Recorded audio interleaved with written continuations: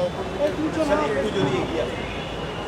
SIR নিয়ে যে আলোচনাটা হয়েছে, যে বিরোধী দলের যে কটা রাজনৈতিক দল ইন্ডিয়া জোটে রয়েছে, আমাদের সবার মধ্যে ইউনানিমাসলি ডিসাইড হয়েছে যে যেভাবে নির্বাচন কমিশন বিজেপির কথায় এবং বিজেপির ইশারায় কাজ করছে, আমরা এটা সবাইকে ইউনানিমাসলি প্রত্যেকটা রাজনৈতিক দল কন্ডেম করেছে।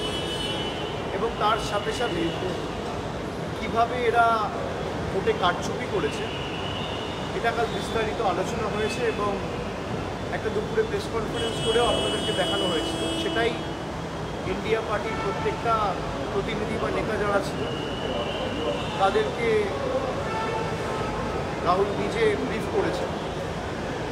উনি কালকে সবাইকে ইনভাইট করেছিল কথা বলার জন্য, এবং আমি স্পেসিফিক্যালি আমাদের পার্টির যে অবস্থান, যে বিজেপি যেভাবে বাংলায়ও এই এসআইআর করতে চায় এবং 1 মাস 2 মাসে একটা 2 বছরের এক্সারসাইজকে কমপ্লিট করা, এবং সাধারণ মানুষ যারা দিন আনে দিন খায়, বিশেষ করে গরিব মানুষ, তাদের নাম সবার আগে বাদ যায়। এবং বিভিন্ন জায়গায় আমরা দেখেছি, এমনকি বিহারেও 65 লক্ষ লোকের নাম তাড়াহুড়ো করতে গিয়ে লিস্ট থেকে বাদ গেছে। আমরা কংগ্রেসকে কালকে বলেছি যে কর্ণাটকার যে উদাহরণটা তারা তুলে ধরেছে, মহাদেবপুরা বলে একটি বিধানসভায়, সেখানে যেহেতু তাদের সরকার, যারা বিএলও ছিল তৎকালীন, ইআরও ছিল এবং ডিইও ছিল, তাদের বিরুদ্ধে কঠোর ব্যবস্থা নিতে বলেছে, দৃষ্টান্তমূলক ব্যবস্থা নিতে বলেছে। এবং তার সাথে সাথে তৎকালীন নির্বাচন কমিশনার অর্থাৎ CEC, chief election commissioner Rajiv কুমারের বিরুদ্ধেও দরকার হলে আন্দোলনে নামতে চলেছে। তার কারণ অনেক সিট রয়েছে, যেমন বাংলাতেও আপনারা দেখবেন বালুরঘাট, বিষ্ণুপুর, পুরুলিয়া, এই সমস্ত সিটগুলো 15-20 হাজারের কম ব্যবধানে বিজেপি জিতেছে। আর একটা সিটে যখন 5 হাজারের ব্যবধান হয় তখন 2,500 মতো এদিক ওদিক। সুতরাং আমরাও একটু বিস্তারিত আলোচনা করেছি এবং আগামী দিন ইন্ডিয়া অ্যালায়েন্সের পক্ষ থেকে 11 তারিখ একটা প্রতিনিধি দল নির্বাচন কমিশনে যাবে, পার্লামেন্ট থেকে মিছিল করে, সেখানে তৃণমূলের সব প্রতিনিধিরা থাকবে।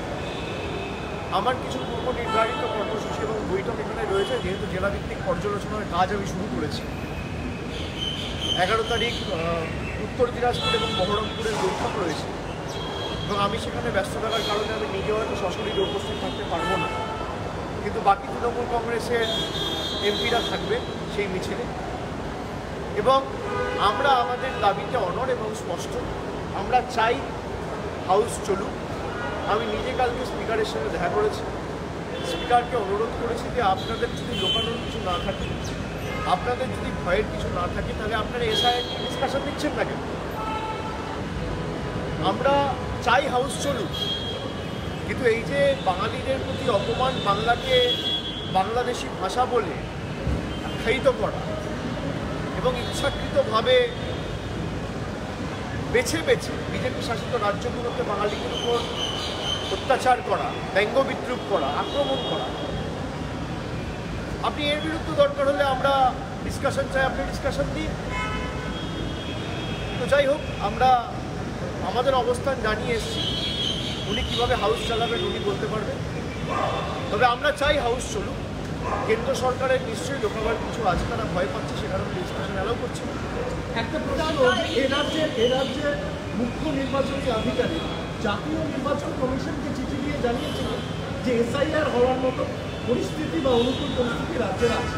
আমাদের কাছে একটা সূত্রের খবর যে রাজ্য সরকার, রাজ্য প্রশাসন এটার সাথে একটু না, আমি আপনার এ নিয়ে কোনো দ্বিমত নেই। আমি আমাদের অবস্থান প্রথম দিন যা বলেছিলাম, আজও তাই বলছি, যে একটা এক্সারসাইজ যেটা করতে 2 বছর লাগে, সেটা আপনি 1 মাসে করবেন কি করে, বা 2 মাসে করবেন কি করে? বিহারে আপনি 1 মাসে 99% ইনিউমারেশন ফর্ম ফিল আপ করিয়ে দিচ্ছেন, হয় নাকি? 2 বছরের এক্সারসাইজ যেটা করতে 24 মাস লাগে। লাস্ট যখন এসআইআর হয়েছিল 2002-এ হয়েছিল, আর লিস্ট বেরিয়েছিল 2004-এ। আর আপনি যদি বলে যে ভোটার লিস্টে গড়মিল রয়েছে, তাহলে এই ভোটার লিস্টের নিরিখেই তো 2024 সালে সরকার নির্বাচিত হয়েছে। তাহলে তো সেই সরকার অবৈধ, তাহলে তো প্রধানমন্ত্রী অবৈধ, স্বরাষ্ট্রমন্ত্রী অবৈধ, প্রতিরক্ষা মন্ত্রী অবৈধ, স্বাস্থ্যমন্ত্রী অবৈধ। এই সাংসদদের ভোটে আবার রাষ্ট্রপতি, উপরাষ্ট্রপতি নির্বাচিত হবে, তারা অবৈধ। পুরো দেশটাই তো তারা মানে অবৈধরা চালাচ্ছে। তো তখন হলো না কেন? বেসিক্যালি বাংলায় এরা টেস্ট করে, ট্রায়াল করে দেখে নিয়েছে। 2014 ক্ষমতায় আসার পর থেকে প্রত্যেক নির্বাচনে বিজেপি বাংলায় হেরেছে। এখন এত শ্রম দিয়ে, এত ডেলি প্যাসেঞ্জারি করে, দিল্লি থেকে, মধ্যপ্রদেশ থেকে, গুজরাট থেকে নেতা পাঠিয়ে পরিশ্রম করে তো লাভ নেই। মানুষ ভোট দিতে গেলে তো বিজেপির বিপক্ষে ভোট দেবে, এটা তো বিজেপি দেখেছে। তাই ভোটাধিকারটা কেড়ে নেওয়ার একটা কৌশল হচ্ছে এসআইআর বা স্যাড। ইয়েস স্যাড বলে যারা নির্বাচন কমিশনের মতো প্রতিষ্ঠানকে বিক্রি করে দিয়েছে, আমরা তাদেরকে বলছি নো স্যাড, এসআইআর বাংলায় হবে না। চুপি চুপি ভোটের কারচুপি আমরা বাংলায় করতে দেবো। আর একটা মানুষের ভোটাধিকার যদি এসআইআর-এর নামে বাদ যায়, নির্বাচন কমিশন ঘেরাও করবো 1 লক্ষ বাঙালিকে। এদের ক্ষমতা থাকলে এটা আটকে দেখাবে। 100 দিনে করেছে, আজকে তো কোর্ট বলেছে। আর আপনারা দেখুন, 1 আগস্ট থেকে কোর্ট বলেছে 100 দিনের মানরেগার টাকা শুরু করতে হবে। আজকে অগস্টের 8 তারিখ, এখনও টাকা শুরু হয়নি, কন্টেম্প্ট অফ কোর্ট। সুতরাং আমরা আলোচনা করেছি সাংসদদের তরফ থেকে একটা প্রতিনিধি দল আগামী দিন দরকার হলে rural development minister Shivraj Singh চৌহানের সঙ্গে দেখা করবে। এবং আমরা সিদ্ধান্ত নিয়েছি যে যেহেতু জল জীবন মিশনের প্রায় 2500 কোটি টাকার উপর বন্ধ, জলশক্তি মন্ত্রীর সাথেও তৃণমূল কংগ্রেসের একটা প্রতিনিধি দল আগামী এই সেশনে যদি উনি টাইম দেন, আমরা ইতিমধ্যে টাইম চেয়েছি, আমরা দেখা করব এবং কী কারণে, কী প্রভিশনে বাংলার টাকা বন্ধ রয়েছে আমরা জানব। এই বঞ্চনা, এই লাঞ্ছনা হতে পারে। There has been no discussion on the vice president till now. All like-minded parties will come together with the time being. We have time till 21st of August, and accordingly there will be deliberation and discussion on vice president. And if there will be discussion on any particular name, the media will be kept apprised.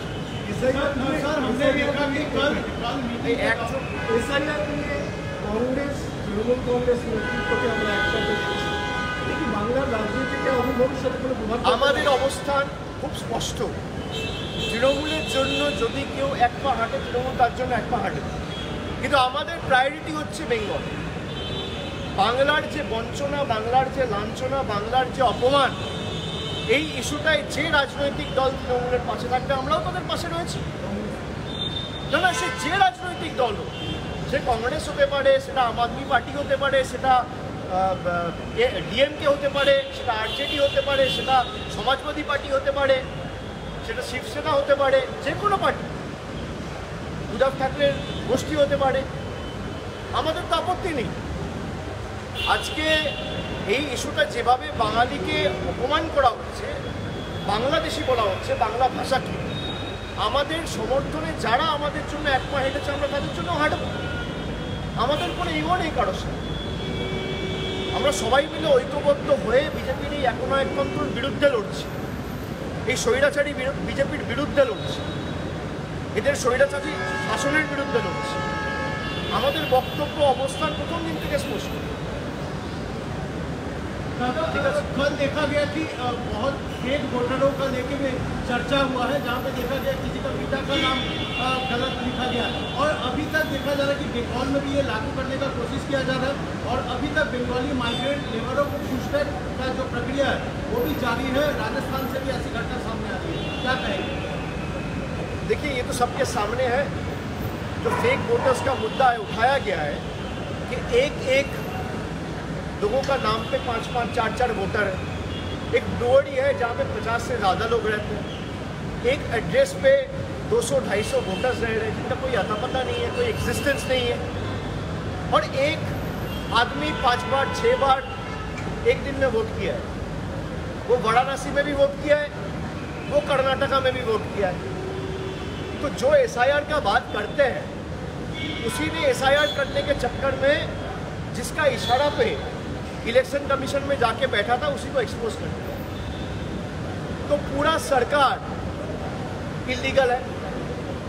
अगर illegal वोटों से चुना गया है तो सरकार भी तो इल्लीगल है। तो जो पैतड़े आप अपोजिशन के खिलाफ इस्तेमाल करने की कोशिश किए, वही पैतड़े में आप खुद फंस गए हो और ये एक्सपोज हो गया। और जनता माफ़ी मांगी, जनता माफ़ नहीं करेगी और आने वाले चुनाव में करारा जवाब मिलेगा, वो तैयार रहे। BJP MP Soumitra Khan, he said that Rahul Gandhi should ask Abhishek Banerjee who is behind article incident. If Soumitra Khan has the information, why is it given to the CBI? भाई आप लोग भी किस चक्कर में पड़ते हो? इतना ही कुछ है तो CBI को दे दे।